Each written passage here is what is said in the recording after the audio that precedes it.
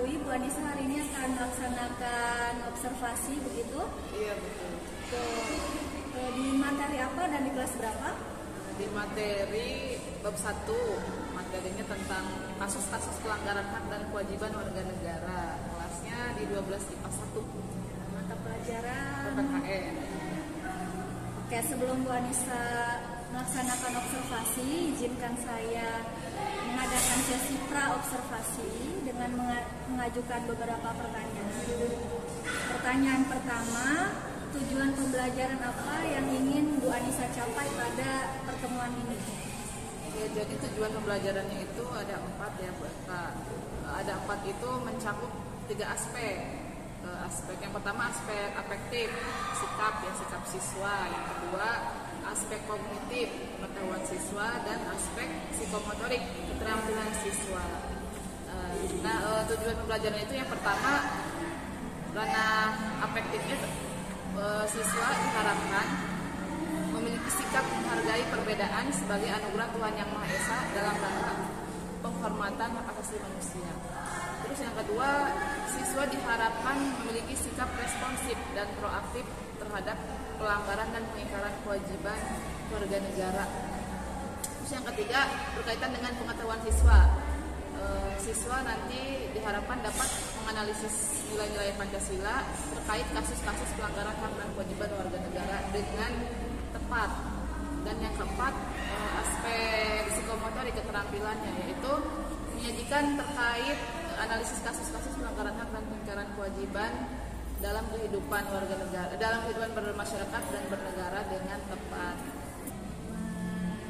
Oke, Bu Anissa, selanjutnya pertanyaan kedua, area pengembangan yang hendak dicapai oleh Bu Anissa dalam pembelajaran ini apa saja? Jadi area pengembangannya yang pertama media pembelajaran sih, Bu.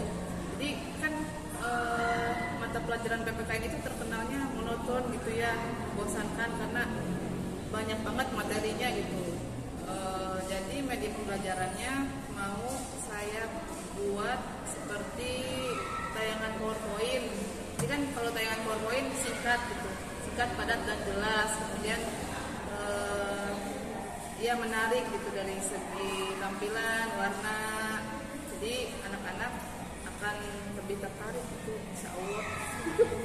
Ya, terus kemudian model pembelajarannya juga kan problem based learning gitu. Siswa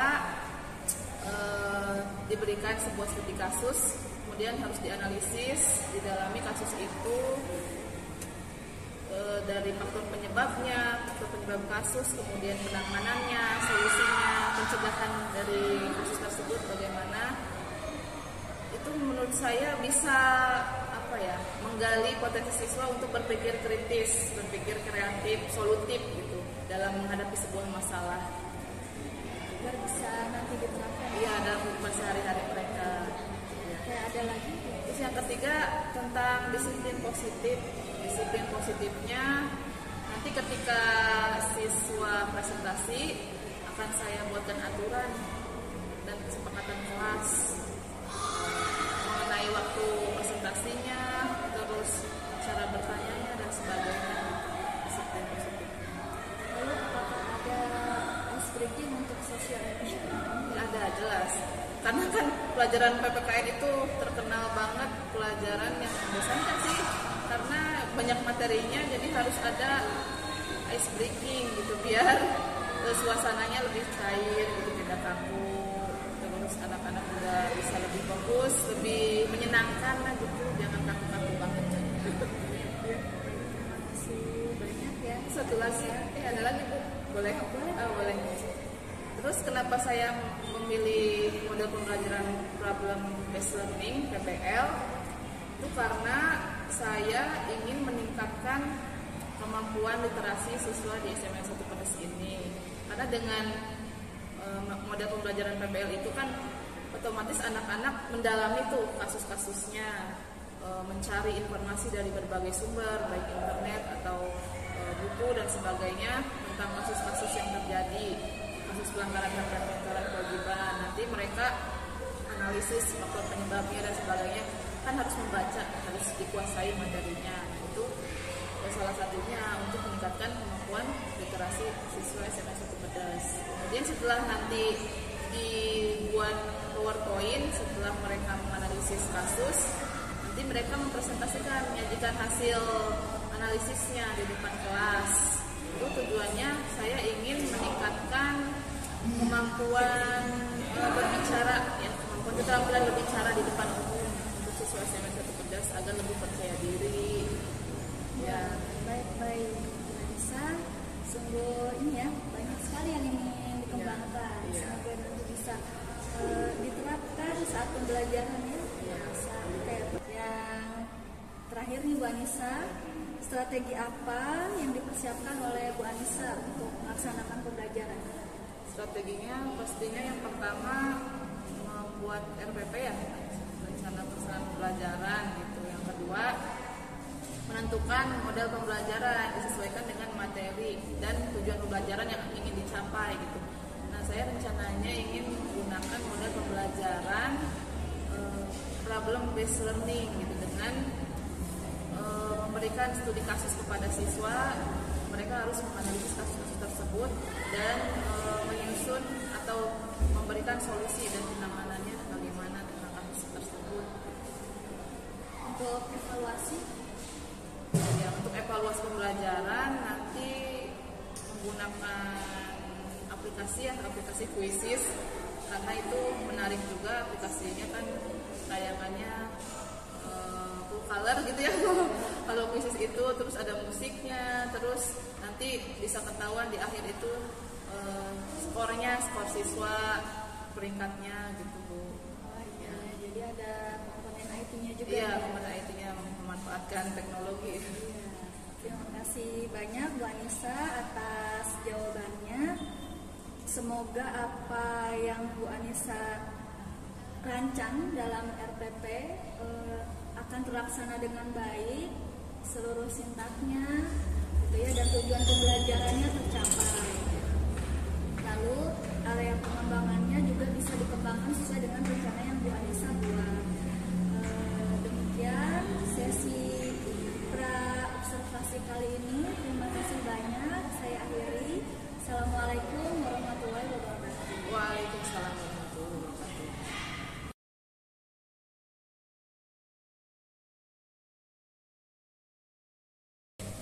Assalamualaikum warahmatullahi wabarakatuh. Waalaikumsalam warahmatullahi wabarakatuh. Selamat siang anak-anak.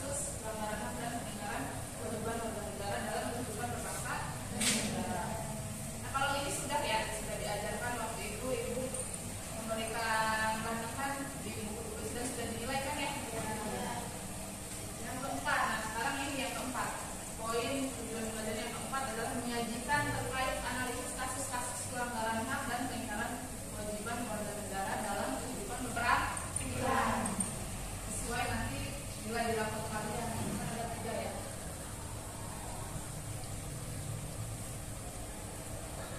Nah, sekarang Ibu ingin bertanya pada kalian. Kemarin kan kalian sudah belajar nilai-nilai Pancasila. Terus belajar juga kasus-kasusnya ya. Kasus-kasus pelanggaran hak dan peninggalan kewajiban. Nah, sekarang tadi yang dibacakan oleh Kaira adalah penanganan kasusnya. Kira-kira apa sih kaitannya atau hubungan penanganan materi yang akan kita pelajari hari ini tentang penanganan dengan materi sebelumnya? Siapa yang bisa? Ada yang bisa berkata? Ya, kan Fatimah? Ya.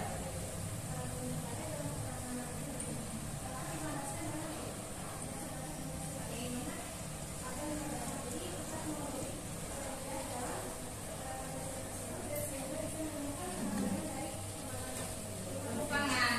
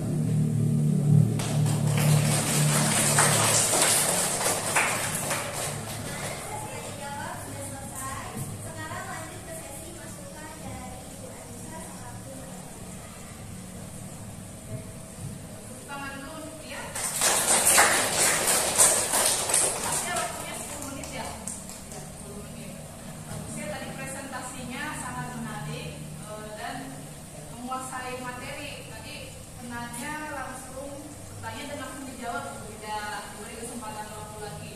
Jadi dia sebelumnya di rumah sudah belajar hingga menguasai materinya. Nah nanti untuk siswa yang lain juga seperti itu, harus menguasai materi dulu supaya nanti ketika ada pertanyaan sudah siap untuk menjawab. Nah terus untuk tayangannya juga bagus, memang Morphe-nya sangat menarik ya, warnanya ya lucu gitu ya, menarik perhatian, tidak monoton warnanya, colorful. Oke. Nah jadi untuk tayangan Morphe itu harus lebih kreatif lagi gitu, harus dengan gambar-gambar, kalau perlu contoh kasusnya tuh ada gambarnya gitu ya, jangan hanya teks. Itu saran atau masukan dari Ibu untuk yang lainnya ya. Oke, tapi ini untuk pertama kali sudah bagus ya. Tepuk tangan lagi dong. Sekarang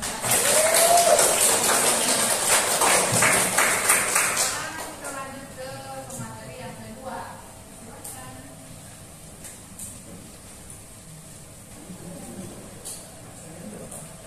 Nah, sekarang sebelum lanjut ke tugas berikutnya, kayaknya udah mulai ngantuk, udah mulai ngantuk, udah mulai kaku. Kita speaking dulu ya, semuanya berdiri. Oke. Berdiri, kasih jarak sedikit, biar tidak bergerak, tentunya biar bebas bergerak ya. Karena speaking ini ya, ada gerakan ya, biar tubuh kita lebih rileks, kita lakukan ya. Oke. Kalian ikuti gerakan Ibu contohkan dulu ya. Oke. Semangat.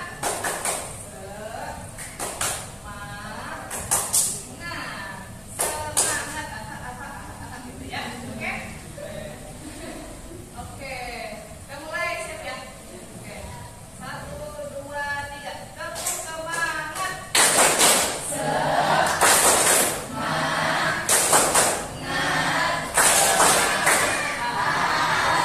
Cukup ya? Oke, cukup. Lumayan lah, biar kita ada beres sedikit, tapi kan belum ada video bakal sedikit depan fokus. Kita lanjutkan presentasi berikutnya. Ya, boleh.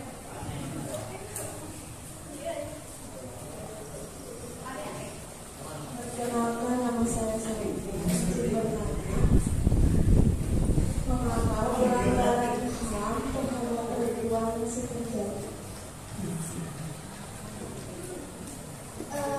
Yang dimana perempuan tidak mendapatkan hak-hak dan yang seharusnya didapatkan. Banyak patriarki yang terjadi di negara ini, dan ketika seseorang menegakkan feminisme, dan itu harus dikritik di negara ini, saya rasa begitu.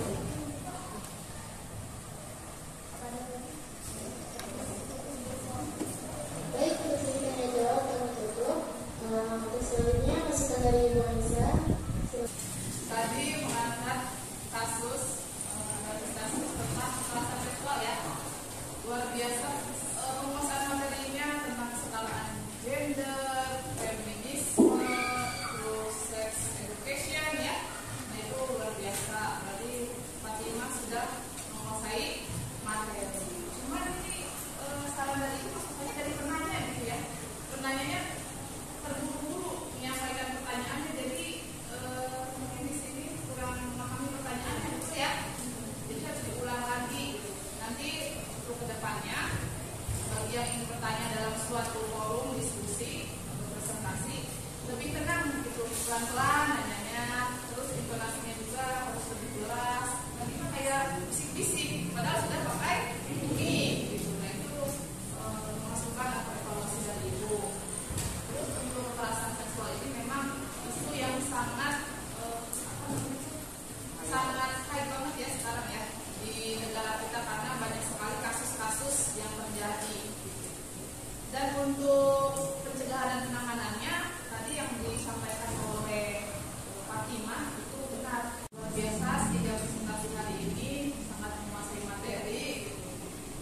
Kita beri tepuk tangan dulu untuk semuanya.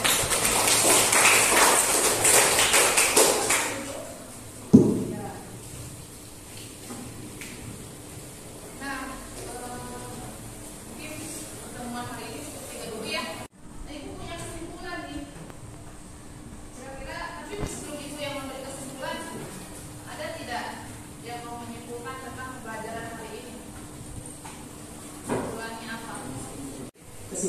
yang saya dapatkan pada pembelajaran kali ini adalah kita bisa tahu bahwa HAM atau hak itu sangat penting untuk kita semua pelajari, dan beberapa hak yang ada di diri kita masing-masing itu harus dijaga karena beberapa pelanggaran yang tadi sudah Pak Bima sampaikan, pelanggaran hak asasi manusia dalam pelecehan seksual itu sangat meningkat dan miris di Indonesia. Dan kita sebagai warga negara harus mempelajari apa itu hak asasi manusia dan harus menjaga hak asasi kita masing-masing untuk tidak dipermainkan oleh orang lain.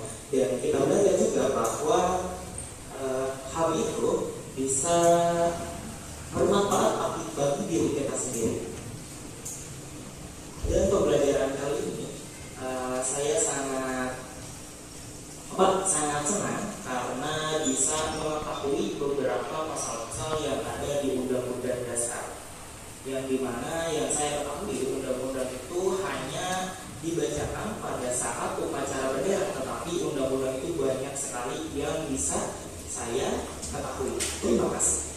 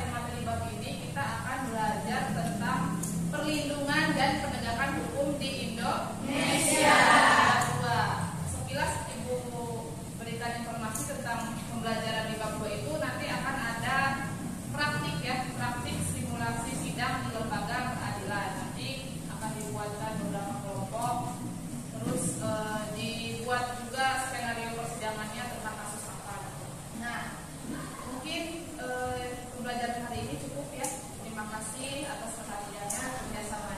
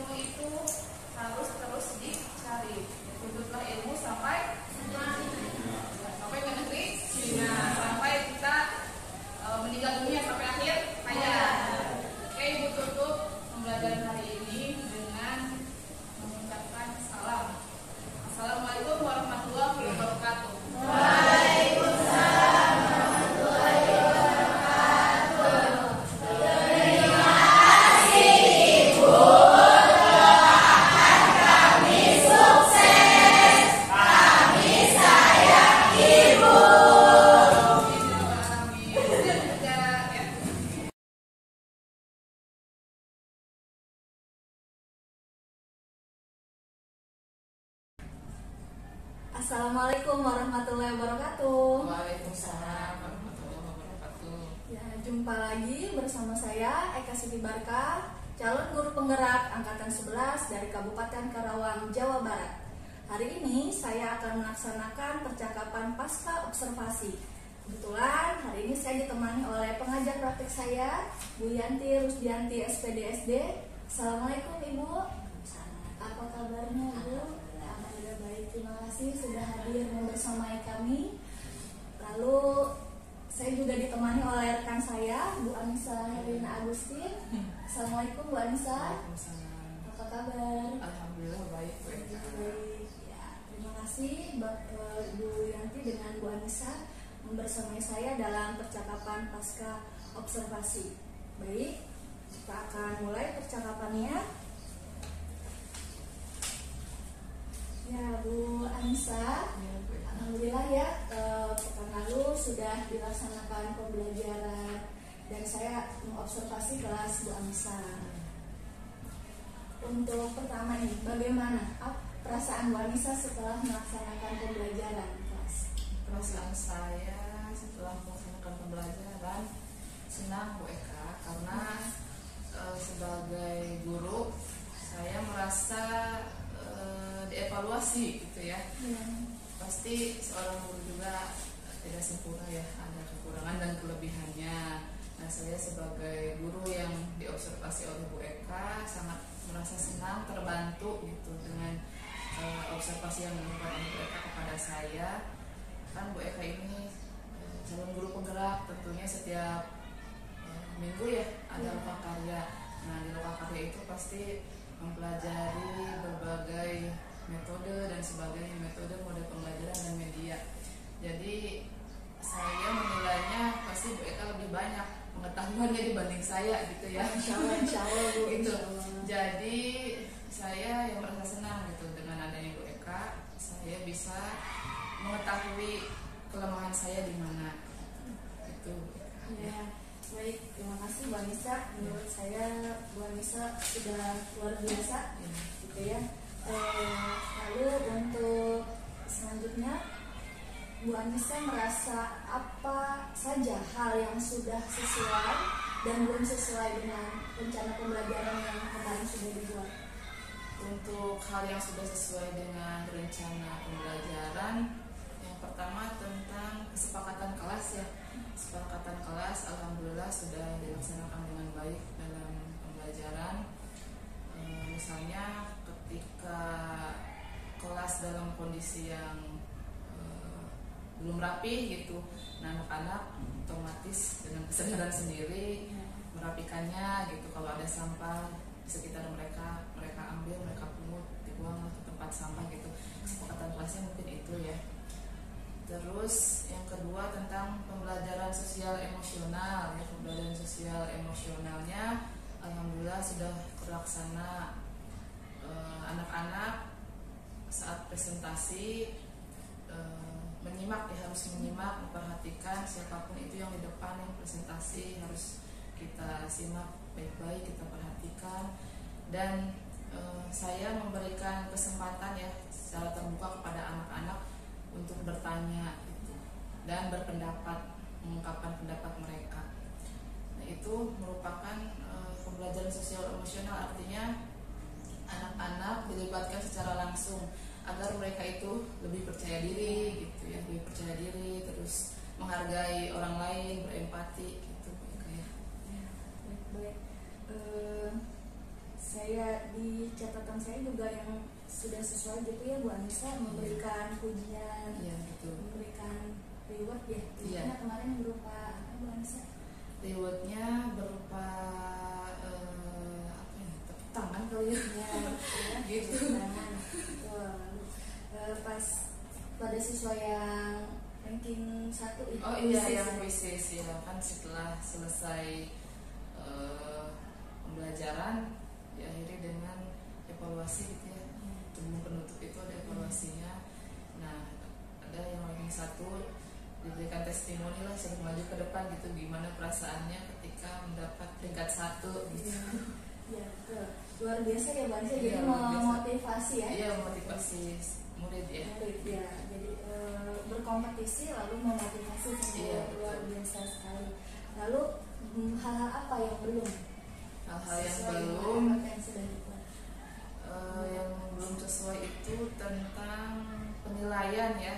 Pada saat itu saya hanya menjelaskan inti-intinya saja gitu ya, secara umum gitu. Harusnya lebih detail lagi. Kan waktu itu saya hanya menjelaskan tentang dari mana sih nilai yang kalian dapatkan gitu dari siswa. Nah itu dari nilai rapot. Nah, dari rapot itu ada 3 gitu, afektif, psikomotor, sama kognitif ya. Harusnya dijelaskan lagi sesuai dengan kompetensi dasarnya gitu ya, bukan hanya secara intinya saja gitu. Harus sesuai dengan rubrik penilaian. Penilaian presentasi itu apa saja yang dinilainya gitu ya. Saya belum menjelaskan kepada murid gitu. Ya, baik ya. Ternyata catatannya juga sama, nggak bisa yang belum terlaksana menjelaskan lebih detail. Sebetulnya sudah menjelaskan akan ada kuis, akan ada presentasi nanti dinilai, yang mengajukan pertanyaan dapat poin gitu ya. Cuma belum detail saja. Nah, kedepannya semoga hal ini bisa menjadi evaluasi untuk Bu Anissa. Lalu untuk yang sudah juga sesuai dengan catatan saya pada pembelajaran sosial emosional juga, Bu Anissa ada mindfulness itu ya. Oh iya, yang pertama itu mindfulness. Juga ada ice breaking ya. Pas banget itu ice breakingnya dilaksanakan kedua ya, setelah presentasi kedua, jadi agak memecah kebosanan gitu ya, karena bergerak gitu ya. Nah kalau tidak salah seperti itu. Lalu kesepakatan kelasnya juga baik, terlaksana begitu, membersihkan operasi semut dulu ya di kelas sebelum pembelajaran gitu. Lalu memberikan ujian reward juga sudah. Untuk penilaian tadi ya agak lebih diperinci lagi. Nah saat observasi ini Bu Anissa kan ada beberapa hal yang ingin dikembangkan ya. Area pengembangannya ada media, model, kesepakatan kelas, sosio emosional. Gimana Bu Anissa merefleksi hal tersebut? Untuk media, alhamdulillah sudah dikembangkan ya. Saya menggunakan media Canva dalam pembelajaran materi di bab 1 itu. Itu tujuannya untuk melatih kreativitas anak ya. Kan biasanya kalau hanya menggunakan PowerPoint, ya tampilannya hanya begitu-begitu saja gitu ya. Kalau untuk Canva itu template-nya saja sudah menarik gitu. Nanti bisa dirubah, diedit sesuai dengan kreativitas murid. Terus untuk model, alhamdulillah digunakan model pembelajaran problem based learning (PBL). Nah, alhamdulillah anak-anak juga merasa tertarik gitu menganalisis kasus-kasus pelanggaran hak warga negara dan pengingkaran kewajiban warga negara. Bahkan saya sangat tidak menyangka gitu anak-anak ketika presentasi pengetahuannya sudah seluas itu gitu. Oh, berarti anak-anak selama ini banyak yang membaca gitu. Membaca dari berbagai media gitu, baik itu media elektronik dari handphone gitu atau buku, sampai ada yang tahu feminisme dan sebagainya gitu. Saya luar biasa gitu. Berarti memang pengetahuannya ada yang expectation ya, luar ekspektasi gitu. Ya, berarti siswa itu cukup diberi kesempatan ya. Bu Anissa sudah berhasil memberi umpan singkatnya itu sukses. Jadi siswa wawasannya lebih luas. Bahkan kalau tidak salah saat merefleksi itu siswanya laki-laki siapa ya, saya kan namanya itu menjadi biasanya setelah upacara hanya membacakan saja Bu, tapi setelah belajar ini saya menjadi ternyata undang-undang untuk kewajiban menuntut ilmu gitu ya, untuk bersekolah mendapat pendidikan itu dijamin oleh negara gitu ya. Itu saya juga terkesan begitu. Jadi luar biasa pembelajarannya Bu Anissa. Terima kasih juga sudah menginspirasi saya pada bagian tersebut. Lalu ke depannya rencana tindak lanjut apa yang ingin Bu Anissa lakukan? Pengembangan diri. berarti setelah saya diobservasi kemarin ya, dan sudah ngobrol dengan Bu Eka gitu, setelah observasi kemarin ada beberapa kekurangan gitu ya dalam pembelajaran yang saya lakukan dengan murid itu tentang penilaian, kan ya, tentang penilaian pembelajaran atau evaluasi pembelajaran. Saya insya Allah nanti akan mengikuti diklat yang temanya tentang penilaian atau evaluasi pembelajaran. Memang saya menyadari kelemahan saya di situ gitu, karena kan penilaian itu harus akuntabel ya, ya harus dipertanggungjawabkan gitu.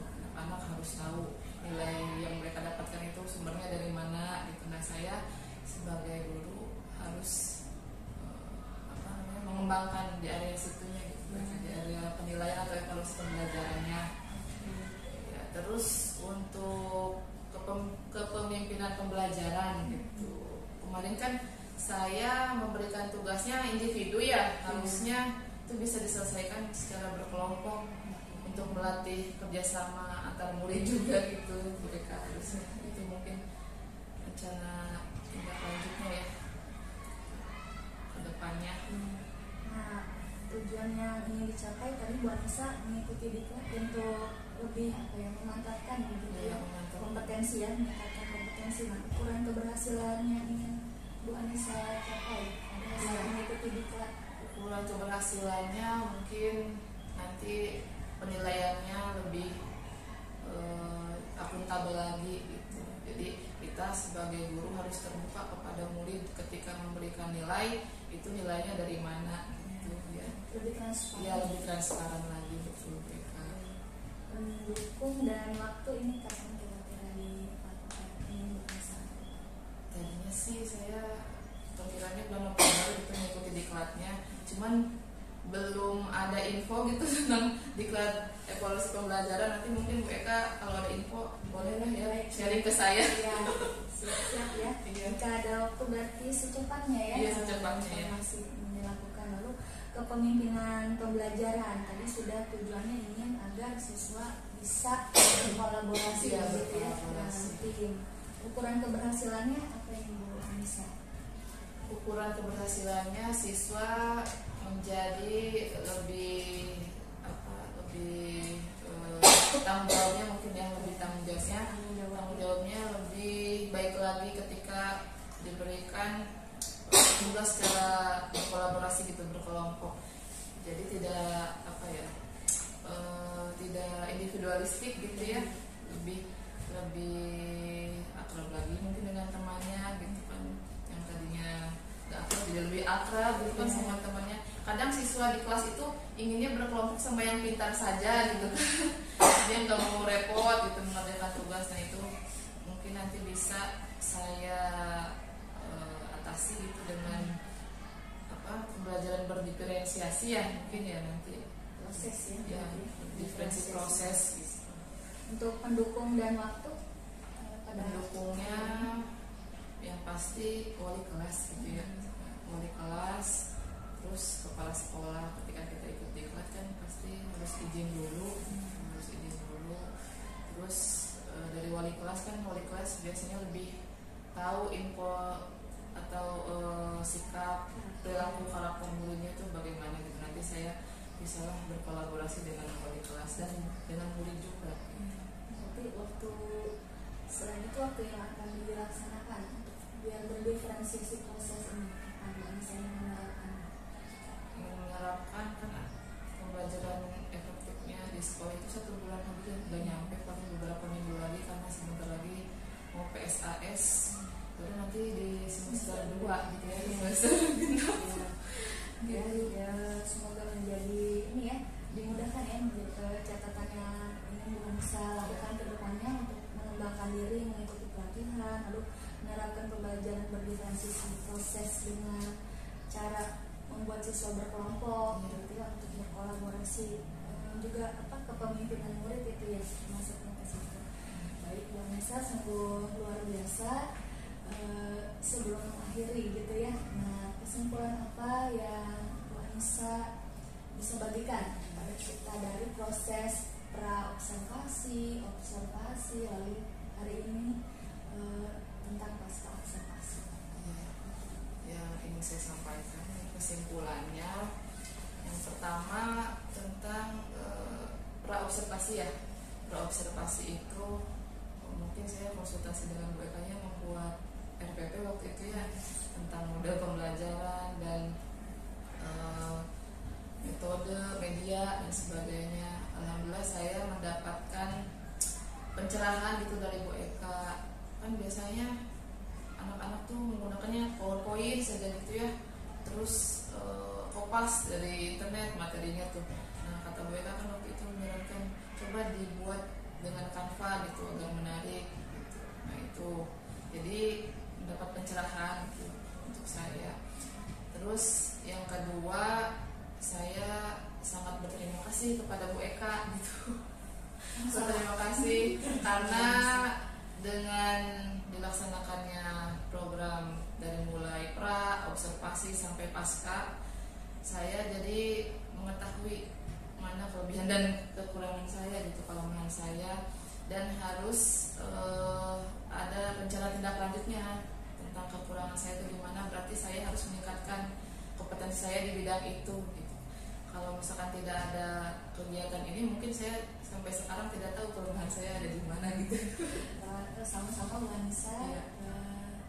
Terima kasih juga sudah bersedia begitu ya meluangkan waktu, tenaga pikiran, dan siswa di kelas 12 IPA 1 juga diajak bekerja sama gitu untuk proses observasi pra maupun pasca.